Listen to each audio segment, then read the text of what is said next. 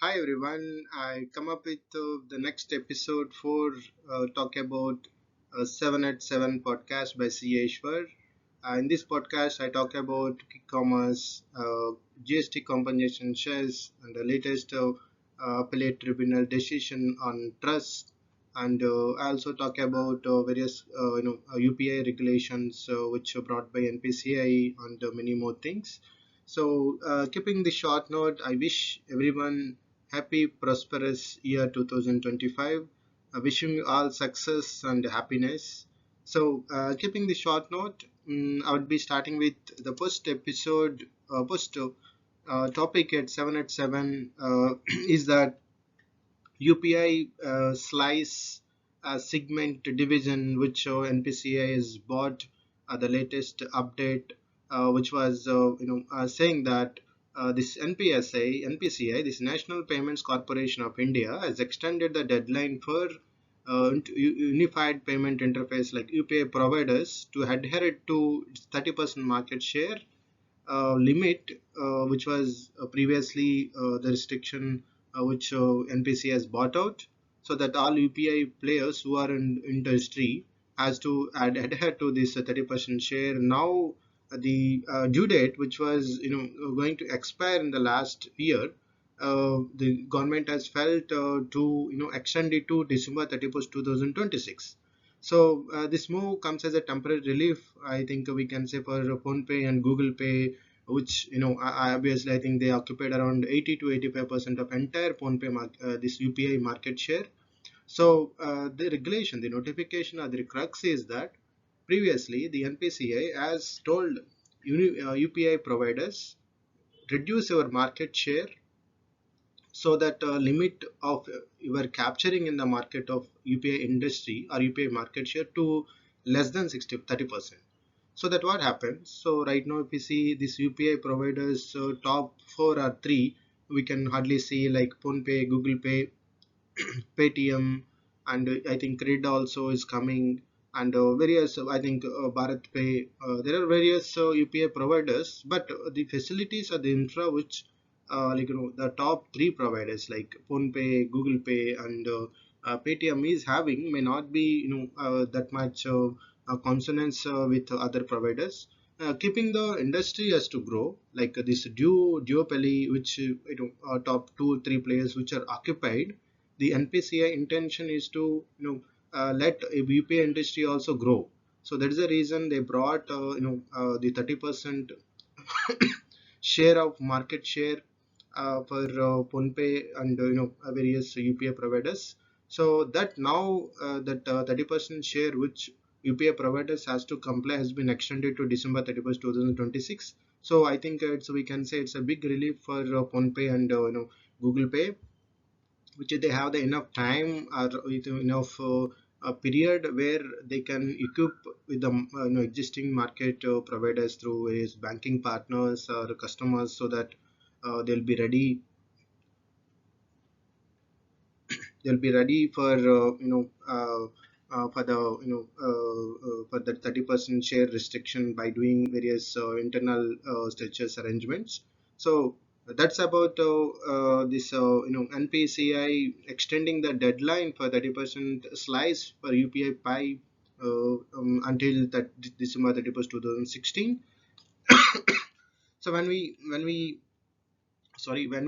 see this UPI share as an data point, the UPI market share as of now November 2024, the entire group, the percentage proportion, when we see PhonePe is occupied around 48% of entire UPI market share, and 37% is Google Pay, and 7% is for Paytm, and the remaining various players is having 8%. And coming to the next data point, that total UPI payments made now entire November 2024 stood at 15.4 billion dollars. So that is for 1 month. So we can see this this emergence of UPI since last 3 4 years is very high. I think we can say that is a high time. NPC also see it in a way that that entire economy or this presence of UPI system has to grow stronger. Keeping that point only, I believe government has given two more years deadline for complying this 30% share. So I think that's a point we need to note it down from this post news or and the topic at 787. And coming to the second topic for 787 is that GST compensation says which news is saying that the government is in a position to not to compensate GST compensation cess to various states by 31st March 2026, which the news is stipulating that there would be around 1.37 lakh crore shortfall, which I think center is looking to get a short-term loan or back-to-back loan to arrange the facility. So why what's the compensation cess, right? What is the compensation cess is that it is levied on sin goods such as tobacco, aerated drinks, and others, and also compensation cess rate on these goods, which is having 28% tax bracket under GST. So whatever this cess is collected on the this highest bracket goods, which I said sin goods, this compensation, the name is called as a compensation cess. So these proceeds from the cess are used to compensate states for any revenue loss on account of transition to GST from earlier regime. The initial period which central government has said that by implementation of a GST, like various states operate in the VAT model or sales tax model or something. So by implementation GST, so this SGST, like a central, this central SGST, like state goods and service tax rate, which substitutes various tax rates applicable for the particular state, which a government has said that okay, as GST is coming into the force, the existing tax system of a particular state will be emerged, will be will not be there, and GST will come into the picture. So when there is a levy of SGST and the different rate structures which defined by tariff, whatever the act which is defines the rate structures under GST Act versus the rate structure which is already there in the particular state. If there is an compensation, if the particular state, if we see by implementation of GST Act, if the state sees it there in a loss to the state by virtue of GST versus whatever the world structure which they are following it, central government said that we will compensate for the 5 years. So 2017 to 5 years in the sense means 2000 20 to 23 the government has said, but I think the later it was extended until 31st March 2026, so keeping the many various constraints. So what happens, for example, the particular state, when we take as a particular state Andhra Pradesh, the particular month or particular year which which the state government has felt the total collections for a particular month is 1.5 lakh crore, but under pre GST regime. After GST regime, the state government like Andhra Pradesh has felt that they haven't reached 1.5 lakh, and because of introduction of GST they only got 1.3 lakhs. This remaining shortfall of 20,000 crore, which which center has agreed at the time of implementation of GST to be borne. So that's the reason what happens, like Andhra Pradesh, various states and union territories where central government will come into picture and bought this GST compensation cess, which collects on various goods and make it a reserve and distributes to various states where they felt there is a loss in revenue due to implementation of GST.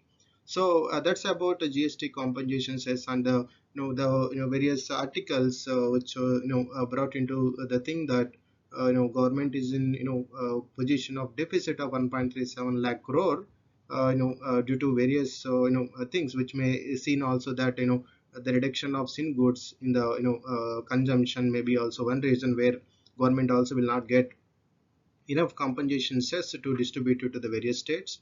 So that may be the one thing where we can see that GST compensation deficit is going on. So what happens, right, when there is a deficit and the center is obligated to pay to state government, they go for back-to-bank loans. So they may go loans for banks or various NBFCs or wherever which government thinking that there is a deficit in the particular state, they go for loan, and when they go for loan they have to pay interest also. So what happens, like a GST compensation says, in addition to the state's compensation, they have to pay principal as well as interest portion of back-to-back loans through compensation cess itself. So the burden increasing. So that's the part where a GST introduction which got when we see the holistic view, a center and states have to work together to make sure that the compensation is cess is splitted equally in a manner that both central and state government will get benefited.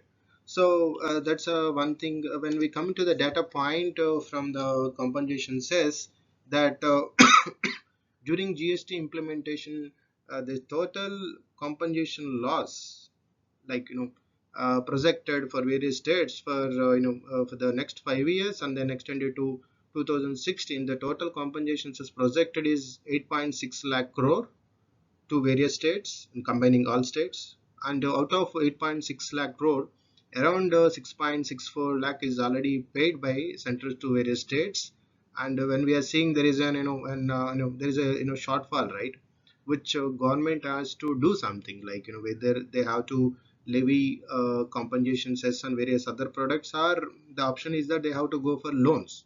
Government has to go for loan and get the fund, then distribute to the various states where the need is very high, because states has to work, state need the capital. So that's the reason central government has to go for back-to-back loans and do the needful. So that's about GST compensation says article, where we talk about compensation plan, which we are seeing there is a deficit, which the news articles were saying that there is going to be deficit. But when I think these new articles are publishing, and the finance minister of India, which Nirmala Sitharaman ma'am, has said that there is no cause for concern on sufficiency on compensation fund, which she has given favorable or a positive reply to the stakeholders, that there is no going to be shortfall in compensation less collection. And they said that there isn't enough time for them to to regroup this compensation says, so to meet that the obligations which they are going to pay to the various state governments. So she has given a lot of assurance that this thing will compensation says collection will be smoother for the coming period. And and so similar way it will be redistributed to various states. So that's about GST compensation cess article. And moving to the next next article in 7 at 7, talked about quick commerce, this hot cake. When we talk about quick commerce, there is an it's an made for India and made in India.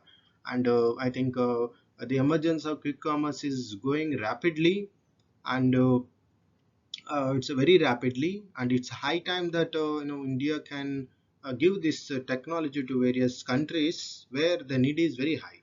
So I think news is also, I've seen that Blinkit has started 10 minutes ambulance service in Gurgaon. That is a very interesting thing, like the need is like in health sector, when there is an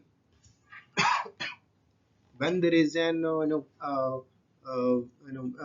minutes ambulance service in a particular city like Gurgaon, very helpful. So that's how that kind of initiatives are coming from quick commerce. So right now we were discussing in this article about DPIT seeks details from executives, which the meeting they have conducted the last Friday, which various quick commerce players have been attended. And DPIT a group of people also from government represented the forum. And the objective of this quick commerce meeting with the DPIT officials is that the entire concept, when we see, right, the business has to have two things. One, any business has to do, when it want to operate, there will be two things needs to be noted. One is that there is an demand. There is, second thing is that when there is a demand, the first point, the supply automatically comes. But when there is an second point, we talk about when the need is that capital or budget. So that is a point of concern for quick commerce, where there is a high kind of evaporation from capital in terms of working capital or cash burning thing. So the DPIT officers, the main concern is that the ODI regulations, like the FTA regulations, compliance by this quick commerce, where there is an restriction from our FEMA that the foreign holding company which operates quick commerce model in India, like e-commerce operators, should not own inventory.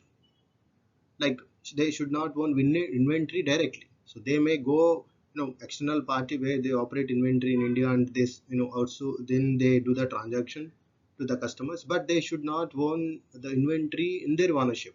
So that is a restriction where foreign holding, wherever e-commerce companies are operating, our ownership is there from foreign companies or foreign shareholders.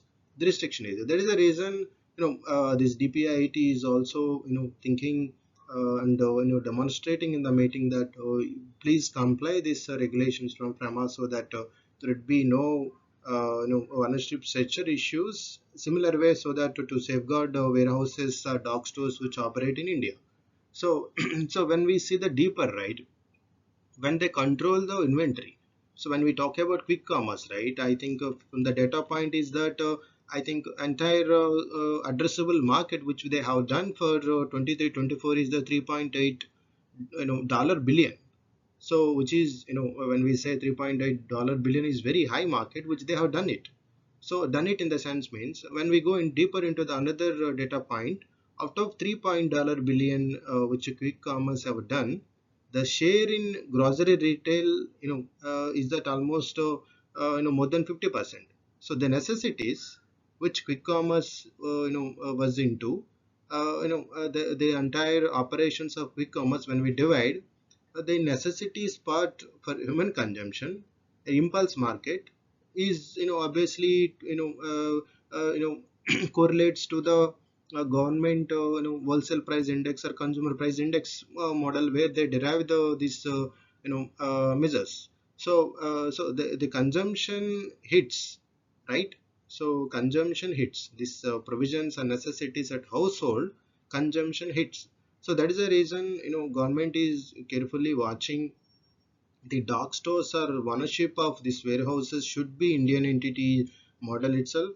And the government is clearly through FEMA regulations given the straight point that foreign company who holding this Indian company means more than 51% stake should not allow to own the inventory, or should not control the inventory. That is the objective. I think I also stated that what happens, right, this entire consumption of households should be intention of the government should not hold by foreign players. So that's the objective of government is pushing a lot. And the meeting is attended by very quick commerce players and understood the requirement also.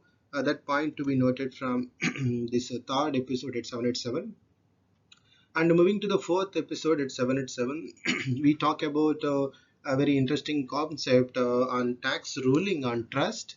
So the background is that trust pays no income tax on the assets it received, provided all its beneficiaries are relatives. Like there is a definition of relatives as defined in Income Tax Act.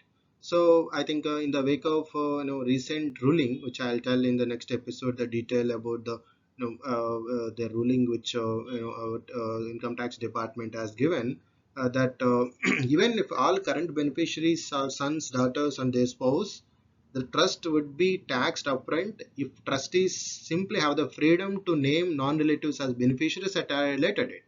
So what is when we come into the bottom of the pyramid, what happens, right, in trust? Trust, when we talk about trust, there is a trust deed. The trust deed will be having various members as in trustees, and the trustees operate the trust. And when we talk about trust, right, it's a beneficiaries. So they will be defining few beneficiaries of the trust, and the entire trust, what they do based on the objective of the trust. they will act for the benefit of the beneficiaries. So that's about the trust. So for example, if there is a family of four people, there is an X which is a father of the family, can establish a trust and make it the assets and whatever is having the assets like movable or removable can be moved to the trust. Then you can say that in the trust deed that the entire benefits which is realizing from this mobile assets will be getting benefited to these four members only, and you can write like that. And also in the trust deed, the decent way of judgment judgment saying that when he is writing trust deed, he should say that if the freedom of trustee, the person who runs the trust decides the pulse is that if we define this entire benefits of this trust holding assets should be only go to these four members, then fine. And these four members are relatives, then fine. Relatives as per income tax, then fine. But if trustee who is the person who is responsible for the trust deed and tells that he can add any members going forward other than non-relatives also, then the transaction appears that it is a taxable taxable transaction. Accordingly, the transfer which he do it at the time of forming the trust, like his own buildings, gold, jewelry, bank balances, and everything from a trustee to the trust, like father of the family to the trust. Then if he gives the scope for adding non-relatives into the trust, then government has said it is liable to the tax transaction. Accordingly, they have to pay the tax as per section 56 to 10, which defines if the any person receives consideration for inadequate consideration, which is having a FEMA of more than 50,000, then it is liable to tax under 56 to and other income. Then accordingly, tax has to be paid by the trust. So that's what the recent wake of judgment has said that this there is an widening the scope for freedom of adding non-relative into the trust is liable to tax. I think from this we can see the importance of forming a trust should be authentic and legally which the government is seeing it, and the benefits also which the government is thinking that should go to relatives only, and adding the non-relative will leads to various violations which we can see from this recent ruling. And I think government also gives very smoother functioning, I believe, because there are a lot of family arrangements or successive planning which normally happens in India. So I think tax always should not be should be always so smooth, but should not be a hindrance. So I think government should give more amendments. I think we feel a little bit more relaxation is required on this particular ruling, adding somewhat some flexibility in terms of adding non-relative, because the objective of trust is only benefit realizing the benefits and providing these benefits to the beneficiaries. So keeping that constant, we look forward more relaxations on this aspect from government. So coming to the fifth topic at 7 talk about FCRA licenses, which data point is saying that over 15,000 NGOs granted FCRA licenses, and more than 7,500 NGOs denied licenses during 23-24. This is a data point which government has released. So this what is FCRA? FCRA is one type of registration where this trust or NGOs who operate on the concept of a non-profit oriented model has to make a application to RBI to get FCRA relations to get foreign contributions like foreign donations. So that's about FCRA, where they released various points that around 15,000 NGOs granted license, and almost from half of these 7,500 NGOs haven't got licenses during 23-24. So that's about FCRA on data point where I want to talk. And moving to the sixth topic at 7 is that it's a news from episode government where the CM Chandrababu Naidu sir is planning to launch 5 mega industrial projects in next week. including two projects promised to Andhra Pradesh as a part of bifurcation a decade ago. So the Chief Minister and Chandrababu Naidu sir has lined up mega projects worth 4.8 lakh crore in January 8. So including two projects, very big projects, which the central government has promised during state bifurcation. So this include, I think, a very prominent project. So NTPC Green Energy, Limited Green Hydrogen Park at Visakhapatnam, with investment size of 1.85 lakh crore. And second one is Aircel Metal or Nippon Steel Integrated Steel Project at Anakapalli with investment of 1.35 lakh crore. And Bharat Petroleum's refinery at Ramepatnam with an investment of 95,000 crores, and a new railway zone at Visakhapatnam, and the first phase of Relevance biogas plant project at Ongole in Prakasam district. So this is the five projects. So I think we can say kickstart of new year with mega projects which the state government of AP is planning to do, and which creates a larger ecosystem. When we say, 4.8 lakh crore, which is almost, I think the quantum is very high. So when we invest the capital, automatically the demand occurs. When there is a demand, the supply comes from various people, and which is a larger ecosystem can be formed. Demand which creates jobs, the development of the area and the roads and the buildings and the corporates will be coming. There would be tax payment, tax, which leads to revenue and additional revenue to the government, as well as both the government, state government, both state government and central government, and many more things. The investment in infra always gives larger ecosystem benefit, and investment in capital infra again brings long term benefit to the particular state. So keeping this objective, I think the state government is planning to wrap up various things.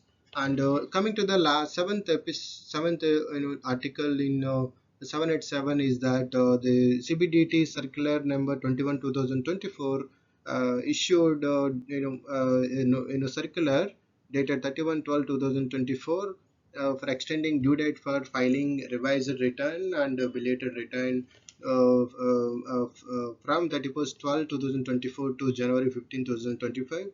So all taxpayers who haven't filed your return, or want to file revised return, then it is time to file your returns by 15th January 2025. So that's about seven interesting topics for this episode at 7 at 7, and I hope everyone liked this. So that the objective is of the episode is to understand some terms. When we in this podcast, if I want to make it clear, there is a GST compensation cess which we talked about, and also we talked about UPI, which is UPI regulations regulated by National Payments Corporation of India, and also we talked about uh, quick commerce, FEMA regulations, and we also talked about taxation, drop for trust for freedom to decide to add non-relatives, and also we talked about NGOs FCRA licenses, and we talked about state government, EP state government initiation of mega projects. So the objective is to understand these terms or concepts, and it will be useful one day. So that's about the objective. So the catering to the business professionals as CS or CS students. So to get it useful in some day at some point of time. So keeping this note, no short note, I'll come up with the next episode next week with seven interesting topics. Keep everyone happy. Take care. Bye bye.